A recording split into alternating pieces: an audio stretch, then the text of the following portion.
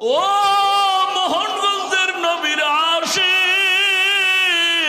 জাহান্নামের আওয়াজের ভয়ে হাসরের ময়দানটা থরথর করে কেঁপে উঠবে। অন্যদিকে আমার মাওলাও বেজার, আল্লাহ রাগ হয়ে একটা আওয়াজ দিবেন, কুদরতি আওয়াজ, লিমানিল মুলকুল ইয়াউম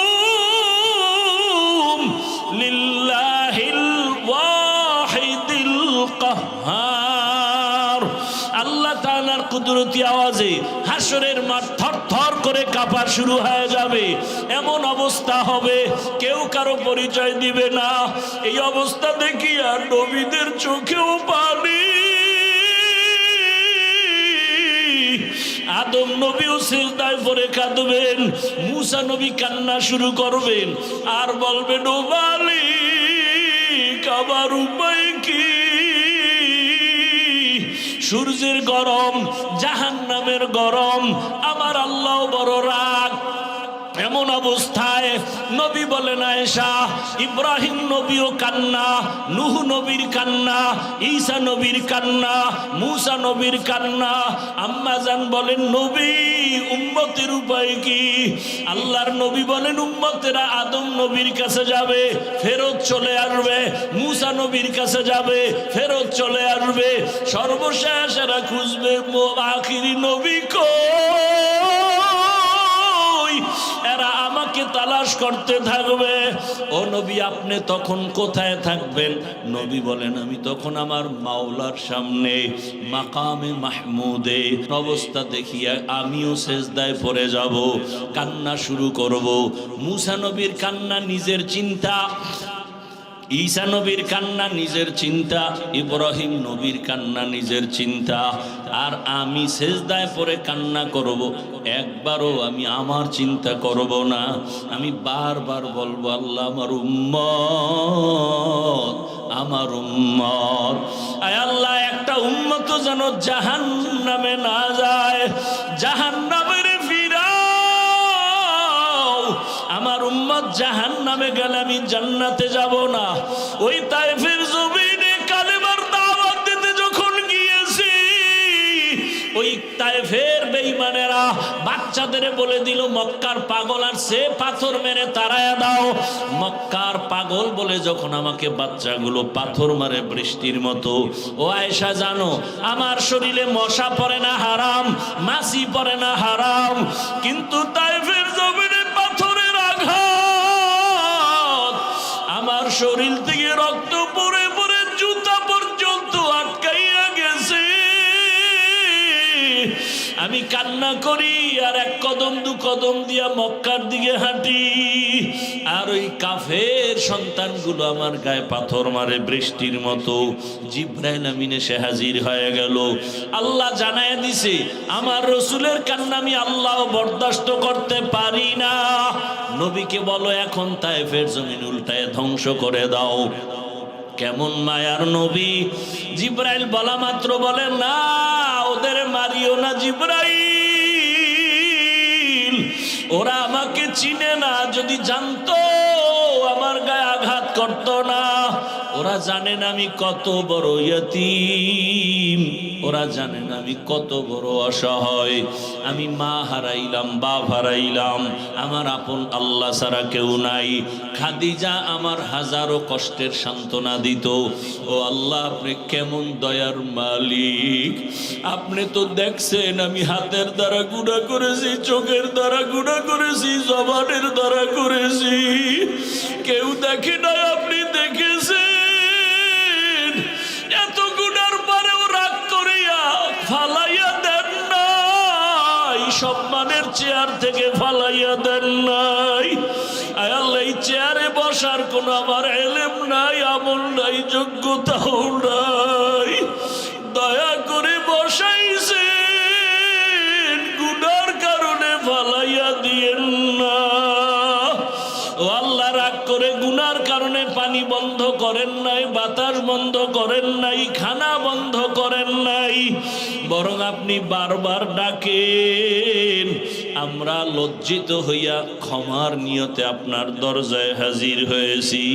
আল্লাহ বলেন, ওয়া আম্মা মান খাফা মাকামা রাব্বিহি ওয়া নাহান নাফসা আনিল হাওয়া ফাইন্নাল জান্নাতা হিয়াল মাওয়া।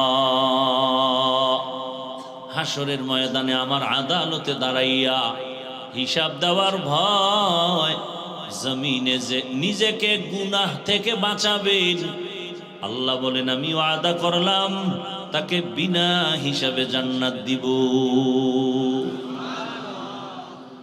রহমতের নবী বলেন ইত্তাকিল মাহারিম তাকুন আবাদান নাস। ও দুনিয়ার উম্মত, তোমরা আল্লাহর নিষিদ্ধ জিনিস থেকে নিজেকে বাঁচাও, আল্লাহ তোমাদের মর্যাদা বাড়ায় দিবেন।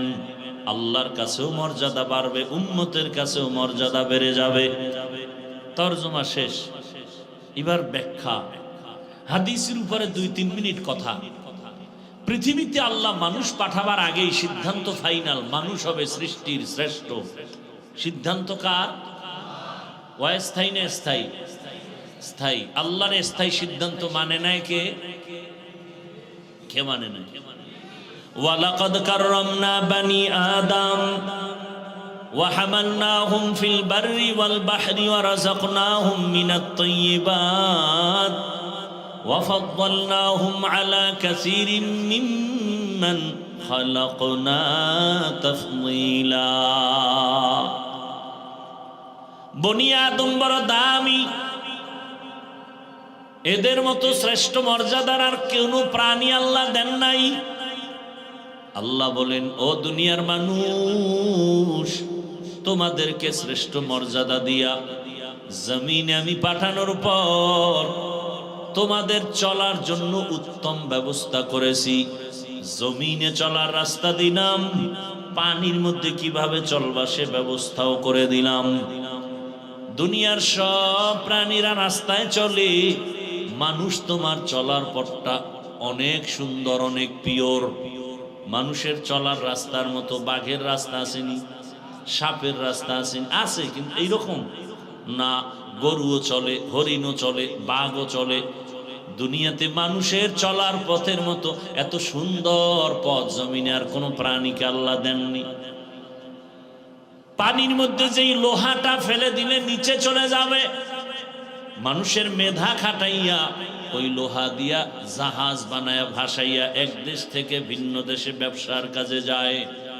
আমি আল্লাহ সম্মান দান করেছি, একটা জাহাজ তুফানে পড়ে আমি বাঁচাই, ইচ্ছা করলে ডুবিয়া যায়। যেমন টাইটানিক জাহাজ বানাইয়া তারা চ্যালেঞ্জ করেছিল এই জাহাজ ডুববে না, কেউ পারবে না এটাকে নষ্ট করতে। কিন্তু সমুদ্রের মাঝে গিয়া হঠাৎ একটা বরফের পাহাড়ে বাড়ি লেগে সব কিছু নিঃশেষ ধ্বংস হয়ে গেল।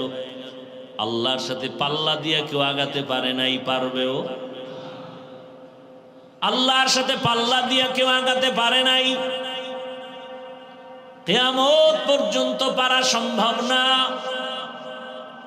আল্লাহ বলেন পাল্লা না দিয়া মাথা নত করে নেও, আমি আল্লাহ তোমাকে বড় আদর করে সৃষ্টি করেছি। তোমার জন্য আমি আল্লাহ সর্বোত্তম খানার আয়োজন করেছি। এত সুন্দর খানা আমি পিপিলিকার খানাও দেই, আমি সমুদ্রের প্রাণীর খানাও দেই, জঙ্গলের হাজারো প্রাণীর খানা আমি দেই, উড়ন্ত পাখির খানাও আমি দেই। মানুষের খানা এত সুন্দর, এত পিওর, হালাল এবং সুস্বাদু খানা কোনো প্রাণীকে দেই নাই। মানুষের খানাটা আমি আল্লাহ পিওর রাখছি, কাভার লাগাইয়া। ভাত খাবা, চালটাকে কাভারে ঢুকাইয়া রাখছি। কাভারে থাকলে নাম কি? ধান। রুটি খাবা, গমটাকে কাভারে আটকাইয়া দিছি যেন ময়লা না যায়, তোমার কোনো ডিস্টার্ব না হয়, ক্ষতি না হয়। এখন তোমার ভাত রুটি সামনে রেডি, খাওয়ার জন্য তোমার তরকারি লাগবে, আমি আল্লাহ হাজার ধরনের তরকারির ব্যবস্থা করে দিলাম। কত শাকসবজি পাকানোর জন্য লাগবে মশলা, তোর বাবায় দেয় নাই, আমি আল্লাহ জমিনের মধ্যে মশলার ব্যবস্থা করলাম। পেঁয়াজ দিলাম, রসুন আমি দিলাম, এলাচি দিলাম, দারুচিনি দিলাম। কে দিছেন? এবার এগুলো দিয়ে মশলা বানাও, বানায় তরকারি পাকাও, কত ধরনের শাকসবজি, এগুলো আবার কাবারে ঢুকানো। প্রত্যেকটার উপরে কাবার লাগানো আছে না নাই? কিছু কিছু সবজি আছে কাবার শুদ্ধা খাবি, তাই কাবারের শুদ্ধা যদি খাও, কাবারের উপরে ময়লা কি করবা? এক নাম্বার কথা, এগুলো এমন কাভার ময়লা বেশি আটকাইতে পারে না। নাম্বার দুই, এমন স্বচ্ছ পানি দিলাম ফ্রি, পানি দিয়ে ধুয়া পরিষ্কার করো। এরপরে বলে না তরকারি আর কত খাবো, মজা লাগে না? আমি আল্লাহ তোমার জন্য হাজারো ধরনের মাছ ব্যবস্থা করলাম, তাও আবার কাভারে আটকায় দিলাম। কাবার খুলিয়া তারপরে তুমি মাছ খাও। বলে এখন আর কত মাছ খাবো, ভালো লাগে না। এবার তোমার জন্য আমি হালাল ভাবে গোশত দিলাম, গরু খাও দুম্বা, এরপরে বকরি, উট, হরিণ, কত কিছু আমি হালাল করে দিলাম। এবার খানার টেবিলে দস্তারখানে কয়েক ধরনের সবজি, কয়েক ধরনের মাছ, কত ধরনের গোশত রেডি। খাও না কেন? খাও, রুচি নাই। কি নাই? রুচি নেই। এবার ডাক্তারের কাছে গিয়ে কয় ঔষধ দাও রুচির। আল্লাহ কয় রুচির ঔষধ আমি দিলাম। কেমনে? কয়েকটা টমাটো ল, 2টা শশা কাট, এর সাথে 3টা কাঁচামরিচ মার, এটারে গোলায়া সরিষার তৈল দিলাম আমি। এবার তুই সালাদ বানায় একটা টান মার, দেখবি তরকারি ছাড়া 3 প্লেট নাই। আরে বাঙালির সামনে বললু হয়ে আসেনি। ডাক্তার কই মিষ্টি খাওয়া হারামে, সবে বরাতে গেছে মসজিদে জেলাপি খেয়ে যাইয়া হেন কিলাকিলি একদম। বিষয় কি? প্যাকেট একটা পাইয়া আর একটার জন্য হাত বাড়াইছে। আছেন এরকম কিছু মানুষ? দ্বিতীয় প্যাকেটের জন্য যখন হাত বাড়াইছে, আর এক প্যাকেট বগলে চাপ দিয়ে রাখছে। আর একজন পিছনে দেখে যে আমি একটাই ভেনো 2টা লো টানে, বগলেরটা টান মারছে। টান মারানো ওর সাথে লাগছে কিলাকিলি। 1 কিলাকিলি তুই জেলাপি পায়ের তলে বইরা নাই। 2 জনে ধাক্কাধাক্কি করছে মোটামুটি 40 মিনিট। পরে দেখে মসজিদে কেউ নেই। এইবার মাথা গরম, জেলাপিও পাইলাম না, মাইর খাইলাম হুদা। মসজিদ থেকে বের হয় আর আল্লাহ এখানে আর আইনো না, জেলাপি পাইলাম না কেন? এই জন্য আমি মাঝে মাঝে বলি, মানুষের আল্লাহ নফস দিছেন 3টা, নফসে মুতমাইন্না, নফসে আম্মারা, নফসে লাওয়ামা। আর বাঙালির আর একটা নফস আছে বেশি, এটার নাম খাওয়ামা। এটার অভ্যাস হলো খালি খাওন তালাশ করে, হালালও বাজে না, হারামও বাজে না, পাইলেই খায়, পাইলেই খায়। কুকুরের মতো, গরুর মতো, হাটে আর চাটে, হাটে আর চাটে, হাটে আর চাটে। আছে না নাই? আল্লাহ বলেন তোমার জন্য খানা দিলাম হালাল এবং পিওর। আমি আল্লাহ কেমন আদর করেছি। তোমার খানার অবশিষ্ট যেটা থাকে এটাকে বলে জুটা, আমি আল্লাহ সেটাও পাক করে রাখলাম। আমি বোতল থেকে একটু পানি নিলাম, বাকি অংশ না পাক, এটা জুটা হয়ে গেছে। আবার আমরা স্বাভাবিকভাবে যে খানা খাই, মাছের কাটা, গোশতের হাড়, এটাও একটা জুটা, এটাও পাক। আল্লাহ কয় তোর এই জুটাটাও আমি অনর্থক ফালাই দিতে বলি নাই, এটা তুই এমন একটা ভালো জায়গায় রাখবি, এটা খাওয়ার জন্য আরো প্রাণীরা বসে থাকে, কুকুর খাবে, বিড়াল খাবে, সর্বশেষ জিনেরা খাবে। এই জন্য নবীর সুন্নত হলো জুটা কাটা পানির মধ্যে ফেলিও না, কারণ ওরা জিনে খাবে, কুকুর খাবে, বিড়াল খাবে, ওদের হক নষ্ট হয়ে যাবে, মজা পাবে না। বুঝেননি কিছু? আজকে এই সুন্নতটার ওয়াদা করে যান, পানির মধ্যে ফেলবেন না, জুটা কাটা পানির মধ্যে ফেলবেন না। বিড়ালের খানা এটা, কুকুরের খানা, ঘরের পিছনে কোথাও নিরাপদ জায়গায় রাখবেন, এটা জিনে খেয়ে ফেলবে। ওকে খাওয়ান দিবেন না, তামনে ধরবে না। জানালা দিয়ে ঢুকে কেউ বাতাস আইলো কেন? মাথা গরম, খাইতেই ভরে গেছে, ধুম জ্বর ধৈর্য ফেলছে। আর এখন জিন খুব বেশি উৎপাত করে, মানুষের উপরে উপদ্রব বাড়ায় দিছে। কেন? ও থাকার ঘর বাড়ি, জঙ্গল কাইটা বাঙালি সব সাফ করে, ওরা থাকবে কোন? কথা এটা মানুষের ঘরে ঢুকো। আর ওদের একটা ঘরের মধ্যে, প্রত্যেকের ঘরে একটা ওদের আড্ডাখানা আছে, বাথরুম। এরা বাথরুমে থাকে। এজন্য রসুল বলছেন খালি মাথায় খালি পায়ে বাথরুমে যায় না। আর আমরা বাথরুমের বানাইছি ওয়াশরুম। কি রুম? ওয়াশরুম। ওখানে ওযু করি। উচিত না? বাঁচাও কঠিন, চেষ্টা করা দরকার। ওযুখানা আলাদা করেন, ওয়াশরুম আলাদা করেন, বাথরুম আলাদা করেন। এবং বাথরুমে ঢুকার সুন্নাত আছে না নাই?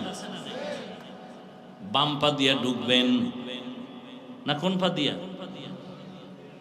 খালি মাথায় ঢুকা যাবে না, খালি পায়ে ঢুকা যাবে না। সুন্নাত অনুযায়ী বাথরুমে ঢুকবেন। কোনো বাথরুমে ঝামেলা আপনার হবে না, দুর্ঘটনা অনেকের হয় না, পড়ে গিয়ে মাথা শেষ, বুকে ব্যথা, দুর্ঘটনা হয়। জুতাও নাই, টুপিও নাই, একটা কাপড় দিয়ে যান, টুপি না একটা গামছা দিয়ে যান। বাথরুমে এভাবে যাবেন। রাসূল তো সব শিখাইয়া দিয়েছেন। বাথরুমে গিয়ে কিভাবে বসবেন নবী তাও শিখাইয়া দিয়েছেন।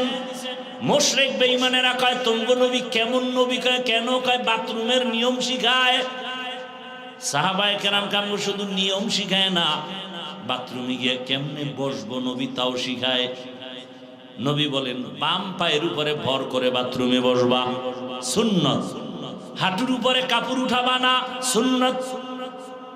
আর কাপড় যদি ঘরের ভিতরে ধুইয়া দৌড় দেয়, এটা উঠাবার টাইম নাই, কাইতে হইরা যাবে বাথরুম। আর যেই খাওন খায় বাঙাল, বাথরুমের দরজা খোলার টাইম পায় না, এমার্জেন্সি নিম্ন চাপ শুরু হয়ে যায়। আল্লাহ হেদায়াত দান করে। আর বিসমিল্লাহ তো নাই, ডান হাতে বাম হাতে হোমানে খায়। জিগাইলে আমগো আটকানোর জন্য বুদ্ধি লয়ে বয়ে রইছে। হুজুর এত ফতুয়া দেন কেন? ডান হাতও আল্লাহর, বাম হাতও আল্লাহ। কিছু ভদ্রলোকের আবার দেখি এরা ডান হাতে ভাত খায় ঠিক, বাম হাত দিয়ে আবার লবণ নেয়নি। বিষয় কি? বলে বাম হাত তো বাথরুমে ব্যবহার হয়, ওখানের একটা ফ্লেভার আলাদা আছে, যেমন লবণের সাথে একটু মিক্স করা হয়। আর কেমনে লজ্জা দিলে জাতি সোজা হবে আমার জানা নেই। আল্লাহ হেদায়াত দান করে। হায় হায়, কষ্ট হইতেছে আপনাদের। তো আল্লাহ মর্যাদা বাড়াইয়া তারপরে মানুষ বানাইলেন। কিন্তু এখানে হাদিস, যদি তুমি হারাম থেকে বাঁচো মর্যাদা বেড়ে যাবে। অন্য হাদিসে নবী বলেন মান তাওয়াযা লিল্লাহ রাফাআহুল্লাহ, যদি বিনয়ী হয়ে চলো আল্লাহ তোমার মর্যাদা বাড়াবেন। আরে মানুষের মর্যাদা তো সৃষ্টির আগের থেকেই, আবার বাড়াবেন তার ব্যাখ্যা কি? বলে ব্যাখ্যা হলো শুনো, তুমি যে মানুষের মধ্যে তোমার একদিকে মর্যাদা আলাদা কেন? তোমার ঈমান আছে, বেঈমানের সামনে তোমার মর্যাদা বেশি। ঈমান আছে ঠিক, কিন্তু মর্যাদা বাড়বে কেন? কয়েকবার তুমি আমল করো, যাদের আমল নাই তাদের সামনে তোমার মর্যাদা বেড়ে যাবে। আবার একদল ঈমান আছে, আমল আছে, তুমি ইখলাস নাই, ইখলাস নিয়ে চলো, তোমার মর্যাদা তাদের উপরে বেড়ে যাবে। ইখলাস আছে, তাকওয়া আছে, ঈমান আমল সব আছে, এবার মর্যাদা কিভাবে বাড়বে? বলে এখন তোমারে ভালোবাসে কয়জন মানুষ? ফেসবুকের ফলোয়ার দেখ, 500 ফলোয়ার, এটি আমার সব একুরেট বন্ধু। একজনে বলছে না, কে তোর বন্ধু জানুনি? তুমি যাকে ভালোবাসো সে তোমার বন্ধু না, তোমাকে যে ভালোবাসে সে তোমার বন্ধু। তোমাকে যে ভালোবাসে সে তোমার আসল বন্ধু, তুমি যাকে ভালোবাসো সে তোমার আসল না, বরং সে তোমার দুশ্মন। স্বার্থে আঘাত লাগলেই ছুরি রেডি। এখন বাংলাদেশের নোংরামি কেমন? মানুষ মারার জন্য দুশ্মন লাগে না, নিজের আপন বন্ধুই রেডি। আল্লাহ হেদায়াত দান করুন। ভাইরা আমার, তোমাকে এখন 500 লোক ভালোবাসে, বিনয়ী হয়ে চলো, হারাম থেকে বাঁচো, তাকওয়ার উপরে চলো, ভালোবাসা মানুষের বেড়ে যাবে। বলে কেমন? এক পর্যায়ে দেখবা গোটা দেশের আমার মুমিন ভাইরা এই পরিমাণ ভালোবাসবে, আরো বাড়বে নিকা, হ্যাঁ আরো বাড়বে। এক পর্যায়ে দেখবা বিনয়ী হয়ে যখন চলবা, আমার আল্লাহকে নিয়ে যখন চলবা, তখন দেখবা শুধু মুমিন না, বেঈমানেরাও তোমাদের ভালোবাসা শুরু করবে। শুধু তাই না, আরো যদি আল্লাহর কাছে প্রিয় হতে পারো, দেখবা এক সময় শুধু মানুষ না, ভিন্ন প্রাণীও তোমাকে মোহাব্বত করবে। মোহাব্বত করলে দেখবা বাঘ তোমার কথা শুনে, হরিণ তোমার কথা শুনে, দুনিয়ার অন্য প্রাণী তোমার কথা শুনে। এরকম নজিরে জমিনে আছে না নাই? আল্লাহর ওলি বাঘের গিয়া কয়, বাঘ এখানে আমরা বসবাস করব, তুই তোর গন্তব্যে চলে যা।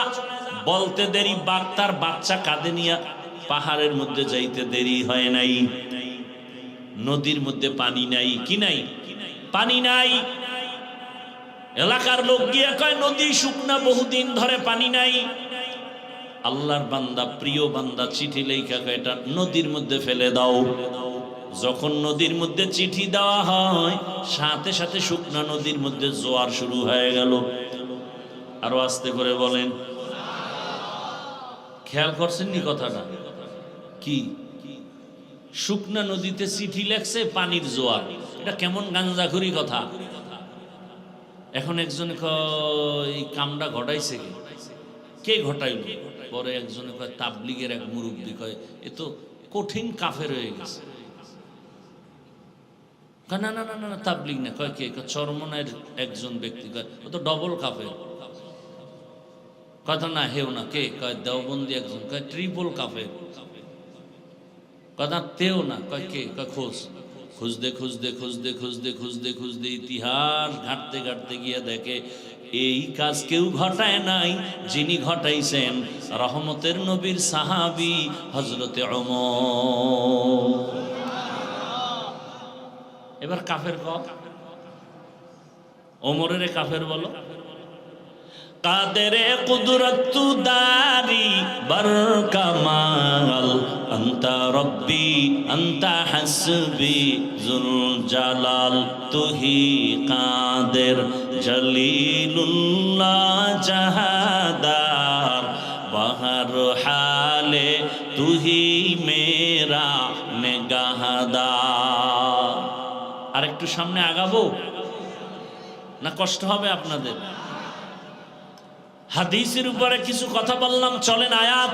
ওয়া আম্মা মান খাফা মাকামা রাব্বিহি ওয়া নাহান নাফসা আনিল হাওয়া ফাইন্নাল জান্নাতা হিয়াল মাওয়া। আল্লাহ বলেন আমার আদালতে দাঁড়াইয়া হিসাব দেওয়ার ভয় যারা দুনিয়াতে নিজেকে গুনাহ থেকে বাঁচাবে, আমি আল্লাহ ওয়াদা করলাম তাকে বিনা হিসাবে জান্নাত দিব। আল্লাহর আদালতে দাঁড়াইয়া হিসাব দেওয়ার ভয় কেন? এবার বুঝার দরকার আল্লাহর আদালত বলতে কি এবং সেটা কেমন, কিভাবে হবে। আল্লাহর আদালতটা কেন হবে? বলে ওই আদালতের নাম কিয়ামতের আদালত। কেন হবে ওই আদালত? একমাত্র ইনসাফের বিচারের জন্য হবে। বলে দুনিয়ার আদালত কি পারবে না? না, ইসলামী আদালত যদি দুনিয়ায় কায়েম হয়ে যায়, এরপরও ইনসাফের আদালত পরিপূর্ণভাবে হবে না। বলার সময় আমার হাতে কম। আল্লাহ তাআলা এমন এক আদালত তৈরি করবেন যে আদালতের মধ্যে পশুকেও ইনসাফের বিচার হবে। ওদের জান্নাত নাই। আল্লাহ গরু উঠাবেন, কুকুর উঠাবেন, উঠাইয়া আল্লাহ বলবেন দুর্বল গরু, তোরে সবল গরুতে হুদা আঘাত করেছে, আজকে তোর শক্তি বাড়ায় দিলাম, তুই সবল গরুটারে তোর প্রতিশোধ নিয়ে আনে। কুকুর দুর্বল, শক্তিশালী কুকুর এসে হামলা করে দুর্বলের উপরে, এমনি গায়ের জোরে হামলা করার নাম সন্ত্রাস। দুর্বলের উপরে গায়ের জোরে সবলদের হামলার নাম সন্ত্রাস। যারা করে তারা সন্ত্রাসী। আল্লাহর কসম, দুনিয়ার সব সন্ত্রাসীদের সন্ত্রাসের কর্মকাণ্ড বন্ধ করার জন্য একটাই মাত্র মেডিসিন, আল্লাহর দেওয়া ইসলামের বর্ণিত কোরআনের আইনের জিহাদ। জিহাদের মেডিসিন ছাড়া সন্ত্রাসীদের সন্ত্রাসের কর্মকাণ্ড বন্ধ হবে না। এ কারণে চলতেছে, স্বাধীন করছে দেশ, স্বাধীন না, বারবার স্বাধীনের আওয়াজ। জুলাইয়ের আন্দোলনের স্বাধীন, স্বাধীন হলে তাহলে কেন এখনো আমার দেশে আন্দোলন চলে? কি স্বাধীন করলা? এখনো কেন আমার বোন ধর্ষিতা হয়? স্বাধীন যদি হয়ে থাকে বলো, আমার মা কেন ধর্ষিতা হয়? এখনো বাবার সামনে মেয়ে ধর্ষণ করা হয়, স্বামীর সামনে স্ত্রীকে ধর্ষণ করা হয়। বুঝা গেছে এই স্বাধীন আমরা চাই নাই, আমাদের নতুন করে আর একটা স্বাধীন করতে হবে। রেডি হয়ে থাকো, ওই স্বাধীন না হওয়া পর্যন্ত আমাদের ভাগ্যের পরিবর্তন হবে না, জমিনে শান্তি আসবে না। ওই স্বাধীন হবে ইসলামের স্বাধীন। আল্লাহর কসম, ইসলাম ছাড়া কোনোদিন শান্তি জমিনে আসবে? কোনোদিনও আসবে না। শুধু আওয়াজ হবে, চাপাবাজি হবে, শান্তি জমিনে আসবে না। ইসলাম ছাড়া শান্তি কেউ চাইলেও দিতে পারবে না। সব স্বার্থপর, সব নাপাক, দেমাগ নাপাক। ইসলাম হলো একমাত্র পাক। ভাইরা আমার, আমরা যে ইসলামটা মানি এটা দুর্বল না? কি আমাকে ইসলাম দুর্বল বলেন না কেন? আমাদের কোরআন দুর্বল। তাহলে বলেন কেন কোরআনে এইটা আছে সেটা আছে, কিন্তু রাষ্ট্রের ব্যাপারে কোরআনে কিছু নেই? বলেন। আপনারা এই ভাষায় বলেন না, আপনারা অন্য ভাষায় বলেন। কি ইসলাম ধর্ম আর রাজনীতি এক করবেন না হজরতেরা, বলে না? বলে না? রাজনীতির সাথে ধর্মকে টানবেন না। আলাদা ছিল কবে? বরং আমাদের ইসলাম তো এমন, নাই বলতে কিছু নাই। ইসলাম মানি অর্থনীতি, ইসলাম মানি সমাজনীতি, ইসলাম মানি রাষ্ট্রনীতি, কোনোটার বাইরে ইসলাম নাই। সব আল্লাহ দিয়েছে, আমরা বুঝি না, আলোচনা করি না, বরং চ্যালেঞ্জ করে বলি তুমি আলাদা করলা কেন? বরং ইসলাম আর রাজনীতি এমন, সূর্যের সাথে আলো যেমন লাগানো, ফুলের সাথে ঘেরান যেমন লাগানো, ফুল থেকে ঘেরান আলাদা হলে যেমন ফুলের কোনো মূল্য নাই, রাজনীতির থেকে আমার আল্লাহর দ্বীন ইসলাম আলাদা করলে ওর রাজনীতি থাকে না, দুর্নীতি হয়, পেটনীতি হয়। ভাইরা আমার, আমি ইসলামটারে ছোট করেন কেন? আপনি রাজনীতি করেন না সেটা ভালো, এখানে বহু আল্লাহর বান্দা আছে নামাজ পড়ে না, তার সাথে কোনো দ্বন্দ্ব নাই, কিন্তু নামাজের বিরোধিতা করলে ছাড় নাই। কি আপনি দাড়ি রাখেন না, ঝগড়া নাই, সালাম দিব, বুঝাবো, কিন্তু দাড়ির বিরোধিতা করলে কোনো ছাড় দেয়া হবে না।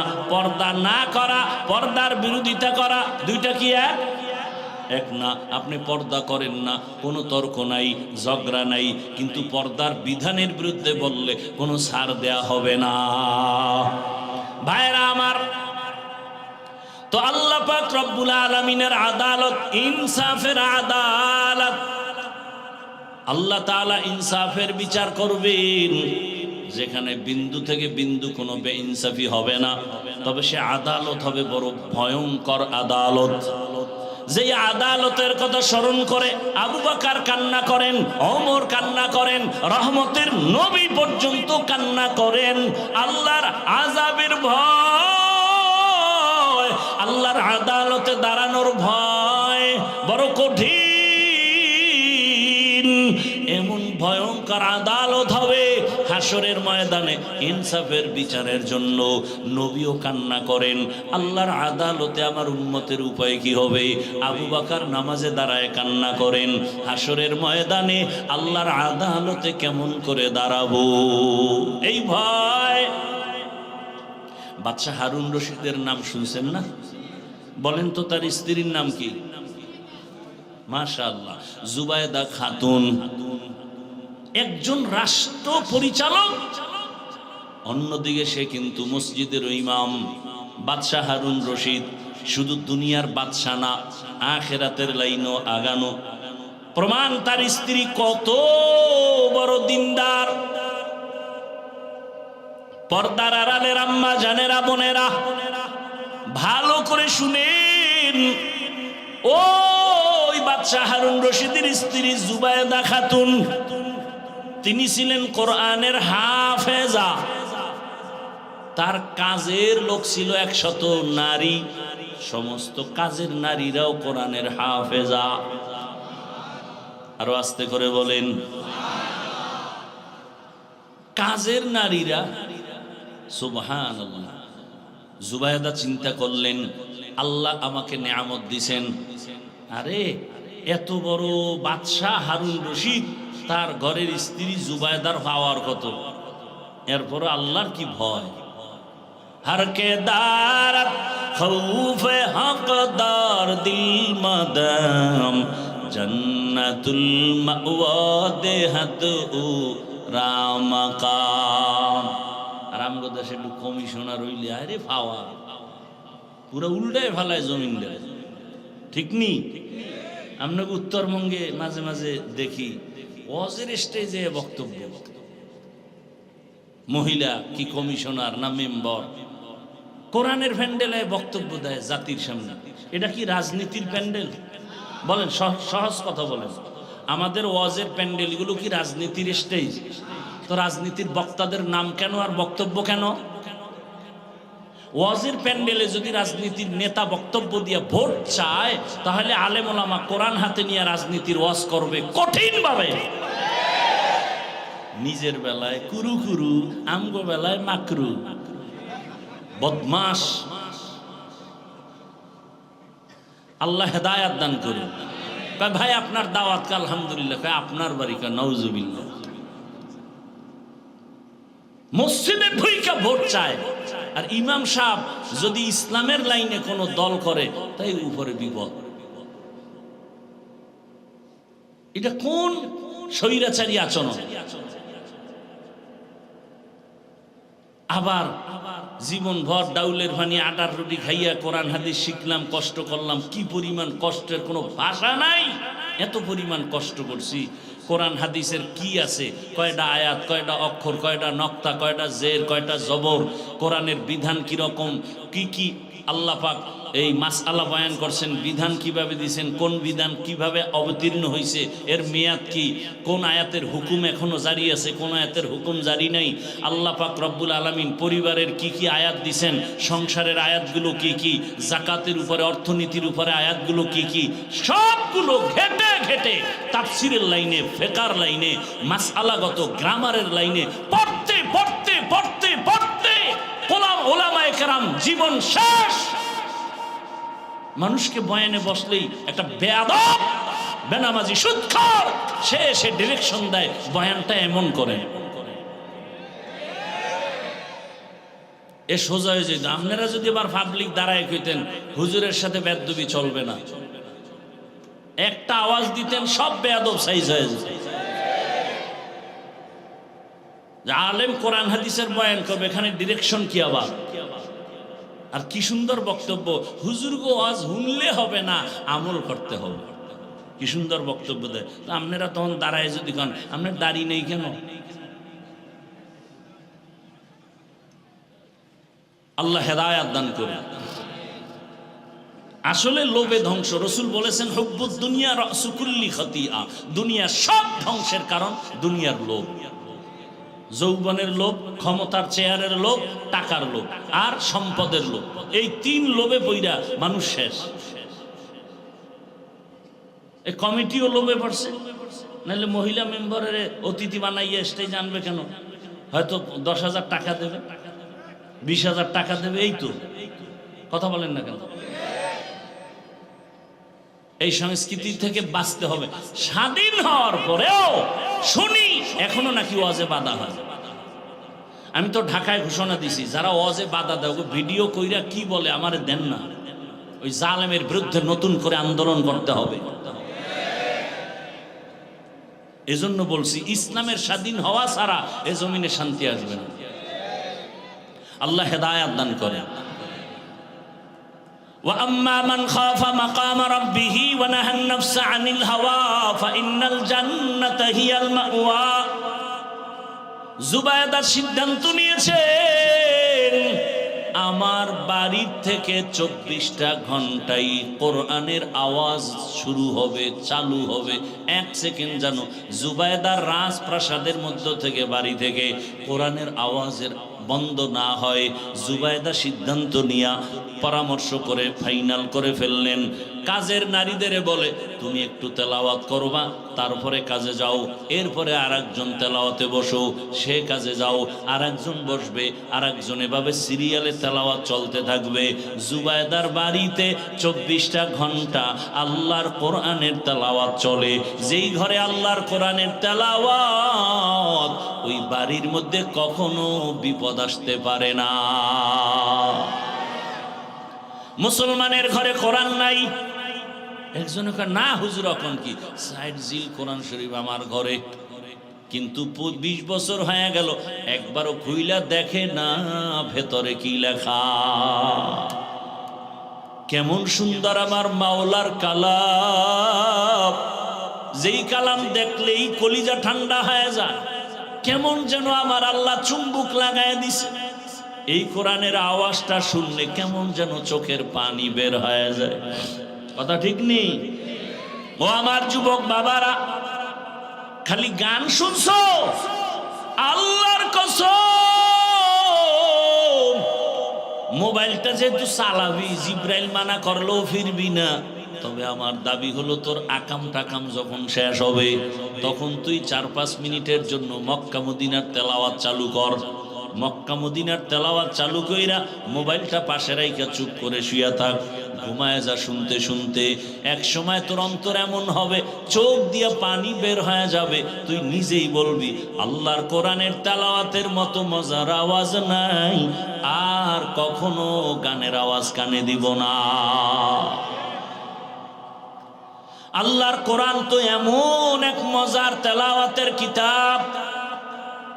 ও পর্দার আড়ালের আম্মা জানেরা, পুরা কোরআন পড়তে পারেন না, অন্তত 5 ওয়াক্ত নামাজের পরে 5টা সূরার আমল করেন, ফজরের নামাজের পরে ইয়াসিনের আমল করেন, জোহরের নামাজের পরে সূরা ফাতাহ অথবা সূরা আর রহমানের তেলাওয়াত, আসরের নামাজের পরে সূরা নাবা, মাগরিবের পরে সূরা ওয়াকিআ, এশার পরে সূরাতুল মুলক তেলাওয়াত করেন। দেখবেন বরকত শুরু হয়ে যাবে, ঘরের মধ্যে শান্তি চলে আসবে। সারা দিন রাত খালি মোবাইলের গান, টেলিভিশনের গান, আর ঘরে আইলি ঝগড়া, স্বামী আর স্ত্রী, সন্তান এগুলো শিখতেছে। এই সন্তান ভালো হবে কিভাবে? এজন্য আল্লাহর কোরআনের তেলাওয়াত এত বড় ক্ষমতাওয়ালা বাদশা হারুন রশিদ, তার স্ত্রীর আমল কত সুন্দর, নীতি কত সুন্দর, আদর্শ কত সুন্দর। আল্লাহ আমাদের সবাইকে কোরআন তেলাওয়াত করার তৌফিক দান করেন।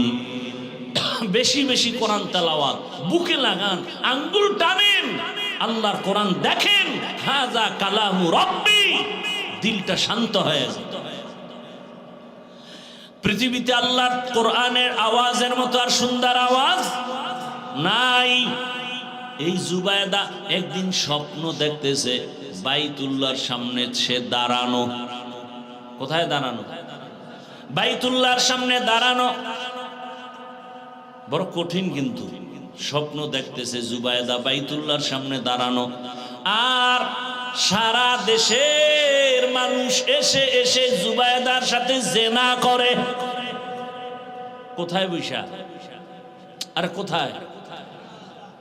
বাইতুল্লাহ কত দামি একটা ঘর। ইন্না আউয়ালা বাইতিন উযিআ লিন-নাস লাল্লাযী বিবাক্কাতা মুবারাকাও ওয়া হুদা মুবারাকাও ওয়া হুদাল লিল আলামিন।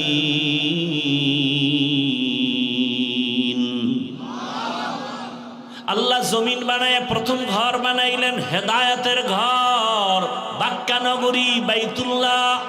যেই বাইতুল্লাহর দিকে তাকাইলেই শুধু সওয়াব আর সওয়াব। বাইতুল্লাহর এরিয়ায় বসে একবার বলবে আল্লাহ, 1,00,000 বার আল্লাহ বলার সওয়াব।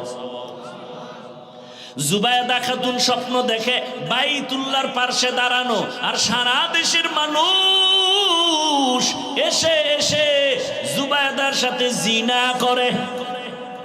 এটা বাস্তব না স্বপ্ন? স্বপ্ন। এবার জুবাইদা ঘুম থেকে উঠিয়া ভয় পেয়ে গেলেন, এমন কপাল আমার, তাও আবার বাইতুল্লাহর সামনে দাঁড়ানো, যেই বাইতুল্লাহ ঢুকলে সওয়াব আর সওয়াব, এক সেজদা 1 লক্ষ সেজদার সওয়াব, একবার আল্লাহ বলা 1 লক্ষ বার আল্লাহ বলার সওয়াব। কিন্তু ব্যাখ্যা কই পাই? এজন্য ব্যাখ্যা তো যে বুঝে তার কাছে যেতে হবে। উল্টা পাল্টা স্বপ্নের ব্যাখ্যা নেওয়া যাবে না, বলাও যাবে না। ওই জামানার স্বপ্নের ব্যাখ্যাকারী আল্লামা ইবনে সিরিন রহমাতুল্লাহ আলাই লোক পাঠায় দিল, যাও তার থেকে ব্যাখ্যা নাও, তবে আমি জুবাইদার নাম বলবা না, বলবা কোনো এক নারী এই স্বপ্ন দেখছে। যাও গিয়া স্বপ্নের ব্যাখ্যাকারী আল্লামা ইবনে সিরিনের কাছে যখন বলছে, এবার কয় এত স্বপ্ন কে দেখছে, নাম কও। নাম বলা যাবে না। কয় ভাগো, ব্যাখ্যা দেওয়াও যাবে না, কারণ ব্যক্তি হিসাবে ব্যাখ্যা হবে। ব্যক্তি হিসাবে পিশাব যদি স্বপ্ন দেখে নবী উলঙ্গ ডাস্টবিনে পড়ে আছে, কত বড় ভিড় হইলে দেখতে পারে? হ্যাঁ, কিতনা বড় দাজ্জাল। দেখেন নবী উলঙ্গ ডাস্টবিনে পড়ে আছে, ব্যাখ্যা কি হবে? কয় পীরের ঈমান উলঙ্গ। কথা বলেন না কেন? ওর আত্মা মরা ডাস্টবিনে পড়ে আছে। এই জন্য স্বপ্ন দেখলেই হবে না। একজনের স্বপ্ন দেখছে, কয় হুজুর আমি এক স্বপ্ন দেখছি। কি? কয় যে নবী আমার পেছনে, আমি নবীর সামনে জানাজার ইমামতি করতেছি, নবী আমার মুক্তাদি। এটা তো হইতেই পারে না, কাম তো ঘটতে গেছে। কি? কয় তোর বাপের মরণ হইব কিছুদিনের মধ্যে। তোর বাবার মরণ? হায় হায়, নবী পেছনে থাকবে, ইমামতি করবা, হতে পারে না। ভাইরা আমার, এবার আবার দৌড়ে আসলো জুবাইদা খাতুন। নাম না বললে ব্যাখ্যা দেওয়া হবে না। আবার দৌড়ায় কয় যা কি করার নামটাও বলে দে। এবার ইবনে সিরিনের কাছে যখন নাম বলছে, বাদশাহ হারুন রশিদের স্ত্রী জুবাইদা স্বপ্ন দেখছে বাইতুল্লাহর সামনে দাঁড়ানো, আর সারা দেশের মানুষ জিনা করে। এইবার ইবনে সিরিন কয় কফালওয়ালা জুবাইদা, সাং কফালওয়ালা জুবাইদা, ভাগ্যবতী জুবাইদা, এর মতো কপালওয়ালার কে হবে? শুনো, জুবাইদারে গিয়া সালাম দিও আর ব্যাখ্যা শুনাইও। আমার আল্লাহ জুবাইদারে দিয়া এমন কাজ নিবেন মক্কার জমিনে, সারা দুনিয়ার মানুষ জুবাইদার সেই কাজের থেকে অংশ নেওয়া শুরু করবে, ফায়দা নিবে। শুরু হয়ে গেছে স্বপ্নের ব্যাখ্যা। জুবাইদা গেল মক্কায়, মক্কায় যেয়ে দেখে মানুষ পানির হাহাকারে আছে, কোথায় পাবে পানি? জুবাইদা সরকারের টাকা না, নিজের টাকা দিয়া নহর বানাইলো, ড্রেন কাটলো পুরা মক্কায়। ইডার পানির লাইন করলো, লাইন কইরা কইরা পানি দিল, জায়গায় জায়গায় পানি পৌঁছায় দিল। এখনো গিয়া দেখলে খুঁজে পাবেন মক্কার মধ্যে নাম হলো নহরে জুবাইদা নামের ড্রেন এখনো আছে পাহাড়ের পাশে পাশে। আমি নিজে দেখে এখনো আছে। সারা দুনিয়ার মানুষ আসছে আর জুবাইদারে খেদমতের অংশ নিছে, নেয় নাই? স্বপ্ন কি, ব্যাখ্যা কি? চিন্তা করতে পারেন? বড় কঠিন হালাত না। আপনি গাঞ্জাখোর যদি দেখেন তাহলে কপাল খারাপ। ভাইরা আমার, সেই স্ত্রী জুবাইদা, তার স্বামী বাদশাহ হারুন রশিদ কত বড় আল্লাহর ওলি। আমি আমার আয়াতের উপরে ঘটনাটা টানতেছি, আর একটু সামনে আগাবো। বাদশাহ হারুন রশিদ সে আবার বড় আল্লাহওয়ালা। একদিন ওজিরে আজম নিয়ে রাস্তা দিয়া যায়, দুপুর বেলা দেখে রাস্তার পাশে এক বুড়া ফলের গাছ লাগাইতেছে। জি, এই বাদশাহ হারুন রশিদ, এই বুড়া তোমার বয়স কত? কয় মরণের কাছাকাছি। কয় তুমি কষ্ট করে কি করো? কয় ফলের গাছ লাগাই। ফল হবে কবে? কয় জানে কে? তো কষ্ট করো কেন? কয় বাদশাহ আমগো বাপ দাদায় গাছ রোপণ করেছে, ফল হয়েছে, আমরা খেয়েছি, এটাই তো নিয়ম। আমরা আবার গাছ লাগায় যাব, আমগো প্রজন্ম যারা ওরা গাছের ফল নিবে। বাদশাহ এত সুন্দর একটা জবাব দিছে, 1000 দিনার তারে পুরস্কার দিছে। বুড়াও সেই বুড়া, এমন বুড়া হয় কয় মানুষে গাছ লাগায় ফল পায় 1 বছর পর, আর আমি লাগাইতে না লাগাইতে নগদ ফল পেয়ে গেলাম। জাগাত নগদ ফল পাইছি 1000। বাদশাহ খুশি হয়ে কয় নি আরো 1000 দিন। বুড়া খুশি লাভ দিয়া কয় মানুষ গাছ লাগায় বছরে ফল পায় 1 বার, আমি নগদ পাইছি 2 বার। উজিরে কয় হেন আর থা যাইব, এই বুড়া আপনার ফকির বানাইব, তাড়াতাড়ি ভাগেন। বুড়া বড় বুদ্ধিমান, যোগ্যতার বড় দাম নাই, অভিজ্ঞতার বড় দাম। কত সন্তান যোগ্যতার লেখাপড়া নিয়ে মূর্খ বাবারে পছন্দ করে না, তাই বুড়া টুরার কোনো কাম নাই। বরং মুরব্বী সারা সমাজ বড় অন্ধকার, তাদের অভিজ্ঞতা অনেক দামি। তোমার যোগ্যতার কোনো ভ্যালু তাদের সামনে নাই। ভালো করে বুঝো। বাদশা হারুন রশিদ একদিন দেশের উলামায়ে কেরামদের দাওয়াত দিলেন। দুপুর বেলা খানার আয়োজন রাজপ্রাসাদে। দেশের শীর্ষস্থানীয় উলামায়ে কেরাম আসলেন খানা খাওয়ার জন্য। খানা খাওয়াইলেন, ভালো মেহমানদারি করালেন, আপ্যায়ন শেষ। এবার সবাই বিদায় নিবে। বাদশা হারুন রশিদ বলে আপনারা বাড়ি যাবেন, আমার একটা কথা, মেহমানদারি ঠিক আছে নি? ওলামায়ে কেরাম বলে আলহামদুলিল্লাহ। আপনারা আমি বাদশা হারুন রশিদরে চিনেন কিনা? বলে চিনি। তাহলে কথাবার্তা খুব কম, আপনারা আমাকে আজকে একটা সাইড করে যেতে হবে। কোন দিন মরে যাই জানি না, তবে আমার অন্তরে একটা শখ, আপনারা ওলামায়ে কেরাম আমাকে বলবেন, আমি টুকটাক যে আমল টামল করি আপনারা আমাকে বলে যাবেন, আমি বাদশা হারুন রশিদ কি আসলে জান্নাতি না জাহান্নামী?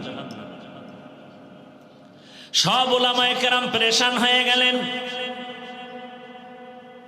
একজন একজন একজন একজন বলতে বলতে বলে আপনি জান্নাতি না জাহান্নামী তা বলা যাবে না, তবে এতটুকু বলা যেতে পারে ভালো কাজ করলে আপনি জান্নাতের পথে আছেন, খারাপ কাজ করলে আপনি জাহান্নামের পথে আছেন।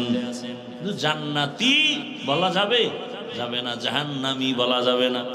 বাদশাহ মজাক করে বললেন তো খাওয়াইয়া লাভ হইল কি হুজুর, একটা সাইড আমারে করতে না পারলে ঠিক আছে, আপনারা চলে যান, দোয়া করবেন। ওলামায়ে কেরাম বিদায় নিবেন। এই সময় মজলিসের পেছনে একটা বালক দাঁড়ায় গেল, অল্প বয়সের 9 বছরের বালক দাঁড়ায় গেল। দাঁড়ায় বলে বাদশাহ জাহাপনা, আপনি যদি অনুমতি দেন জবাবটা আমি দিতে পারবো। আলেমদের মাথা গরম, আরে আমরা পারি না, আর এই অল্প বয়সের বাচ্চা কেমনে জবাব দিবে? বালকের ডাকা হলো, আসো। বাদশার সামনে দাঁড়ায় বলে প্রশ্নটা কি? বলে আমি জান্নাতি না জাহান্নামী? বলে উত্তর দিবেন আপনি না আমি? কয় তুমি।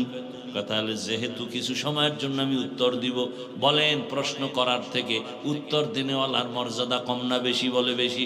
তাহলে বেয়াদবি মাফ করে সিংহাসন থেকে আপনি নিচে আসেন, আমাকে জবাব দেওয়া পর্যন্ত সিংহাসনে বসায় দেন। বাদশা হারুন রশিদ তো দুনিয়াদার না, জালেম না। ওলামায়ে কেরামের সামনে বলে ঠিক আছে আমি নিচে নামলাম, তুমি আসো সিংহাসনে বসে জবাব দাও। এইবার বালক সিংহাসনে বসিয়া জবাব দেওয়ার আগে বলে মাওলার এলেম যার কাছে আছে তার সম্মান তো এমনই হয়। কোরআন ও হাদিসের এলেম যাদের কাছে আছে তাদের সম্মান এমনই হয়। ইলমেরা এজাজ করদন বেহিসাব, খলকেরা দাদন জবাবে বাসওয়াব, হক নাদারত দোস্তে খলকা জারেরা, নিস্তে ই খসলত একে দিনদারেরা। বালক বলে ইলম থাকলে তো সম্মান এমনই হয়। তাকাইয়া দেখো একটা ছোট বাচ্চা কোরআনের হাফেজ, কত সম্মান। নামাজের ইমামতি তারাবিতে দাঁড়ায় গেছে, কোটিপতি পেছনে তার কথায় উঠে আর বসে। সম্মানকে দিছেন। হ্যাঁ, এক সম্মান আমার আল্লাহ দেয়, আর এক সম্মান আমগো সোনার বাংলায় টাকায় পাওয়া যায়। পাইব না? আপনারাও হাদিয়া খাওয়ার জন্য বসে আছেন ভোটের আগের রাত, তাহাজ্জুদের সময় বরকতের টাইম, টাকার বস্তা চলে আসবে আর বলবেন খোদার কসম ভোট তো তোমার এই দিব। এক ভোট 6 জায়গায় পেয়েছে, টাকা খায় 6 জায়গা থেকে, কেমন হারামখোর। আর এ কয় হুজুর গো দোয়া কবুল হয় না। চিন্তা করছেন? ভোটের আগে যারা টাকা খাইবা, তোমরা টাকা না খাইয়া বাথরুমে গিয়া 10 গ্রাম পায়খানা খাইও, বাজারে গিয়া হালাল সাবান দিয়া কুলি করবা, গন্ধ থাকবে না। কিন্তু এই হারাম খাইয়া যারা মরবা, জাহান্নামের আগুন ছাড়া গন্ধ যাবে না। আল্লাহ হেদায়াত দান করেন। কেমনে বুঝাবো? এ প্যান্ডেল থেকে বাইর হওয়ার পরেই যেই সোরায় বিড়ি টানবে, এর হেদায়েত তো জায়গায় শুরু হয়ে গেছে। আল্লাহ হেদায়াত দান করেন। ভাইরা আমার, আল্লাহ তাআলা সম্মান যেটা দেয় এটা স্থায়ী। মানুষ যারা টাকা দিয়া কিনে, ওই সম্মান প্রথমে পায় ফুলের মালা, ফাইনালে জুতার মালা।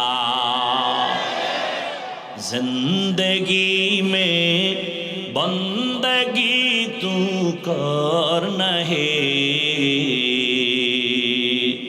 जिंदगी में बंदगी तू करना है, जिंदगी बे बंदगी शर्मिंदा है, जिंदगी बे बंदगी शर्मिंदा है। दुनिया में हो दुनिया का तलबगार ना हो, बाजार से गुजर हो खरीदार ना हो। ये दुनिया एक मिसल कागज फूल है, ये दुनिया एक मिसल कागज फूल है। जिंदगी में बंदगी तू करना है, जिंदगी बे बंदगी शर्मिंदा है, जिंदगी बे बंदगी शर्मिंदा है। जिंदगी में बंदगी कौन बंदगी, बंदगी बे जिंदगी शर्मिंदगी। আপনাদের ঘুম আসতেছে? আমি তো জানি বাঙালি রাতে ঘুমায় না, মোবাইলের হক আদায় করে রাত কাটায়। এরা ঘুমাবে সকালবেলা। অতএব আজকের একটু সময় দিয়ে দোয়া করে যাওয়া যাবে না? আল্লাহ সবাইকে কবুল করেন। বাদশাহ বসে আছে নিচে, বালক এলেমের ফজিলত বয়ান করতেছে, সুযোগ পাইলেই বয়ান। আল্লাহর কোরআনের এলেম বড় দামি, আল্লাহর দ্বীনের এলেমের বড় দাম। আল্লাহ তাআলা জিরো থেকে হিরো বানায় দেয়। ও বাবা, আল্লাহ তাআলা তো সম্মান দান করেছেন। ও বাড়িওয়ালা বাড়ি পড়ে আছে, বাড়িওয়ালা নাই। আজকে বাড়ি বানাইয়াও আরামে ঘুমানোর কোনো সুযোগ নাই। আল্লাহ তাআলা কত মানুষ পেরেশানিতে, টাকা আছে, বাড়ি আছে, শান্তি নাই। কিন্তু যাদের কাছে আল্লাহর দ্বীন আছে, এদের টাকা নাই, বাড়ি নাই, কিন্তু শান্তির কোনো অভাব নাই। এ শান্তি কে দিছেন? এলেমের বদৌলতে দান করেছেন। ও আমার কলিজার যুবক, তুমি স্কুলে পড়ো, কলেজে পড়ো, চাকরি করো, ব্যবসা করো, ডাক্তার হও, ইঞ্জিনিয়ার, প্রফেসর হও, তবে আমার আল্লাহর কোরআনটা সিনায় লাগাও। আল্লাহর কোরআন লাগায় দেখবা তুমি স্কুলে পড়লেও সম্মান বেড়ে যাবে। আমাদের সমাজে বহু ডাক্তার আছে, 5 ওয়াক্ত নামাজি নাই।